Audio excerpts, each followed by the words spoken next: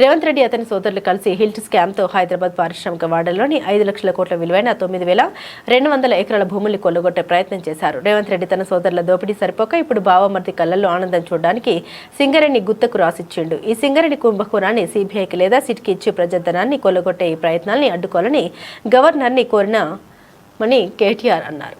దోచుకునే సరిపోవట్లేదంట రేవంత్ రెడ్డి గారికి.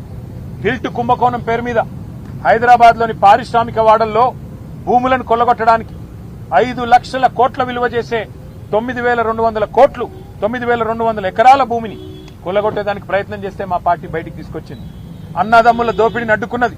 కానీ రేవంత్ రెడ్డి గారు అన్నదమ్ముల దోపిడి సరిపోవట్లేదంట. ఇప్పుడు బావమర్ది గారి కళ్ళల్లో ఆనందం కోసం సింగరేణిని ఆయనకు గుత్తకు రాసిచ్చిండు. తెలంగాణ కొంగు బంగారంగా భావించే సింగరేణిని కాంగ్రెస్ ముఖ్యమంత్రి రేవంత్ రెడ్డి పట్టపగలే కబలిస్తా ఉన్నాడు. అందుకే మేము అడిగినాం ఇవాళ గౌరవ గవర్నర్ గారిని, సార్ మీరైనా ఇన్వాల్వ్ కండి, మీరు కిషన్ రెడ్డి గారికి ఆదేశం ఇవ్వండి, సిబిఐకి ఇస్తారా, సిట్టింగ్ జడ్జికి ఇస్తారా, మీ ఇష్టం, ఎవరికి ఇస్తారో ఇవ్వండి, కానీ ప్రజాధనాన్ని కొల్లగొట్టే ఈ దుర్మార్గపు వ్యవస్థని, ఇటు సోలార్ పవర్ లో కుంభకోణం, అటు సింగరేణి ఓబీ గనుల్లో కుంభకోణం, దీన్ని అడ్డుకోండి, దీన్ని వెంటనే నివారించండి, ప్రజా సొమ్మును కాపాడండి అని చెప్పి కార్మిక లోకం తరపున సింగరేణి కార్మిక సోదరుల తరపున వారికి విజ్ఞప్తి చేశాం.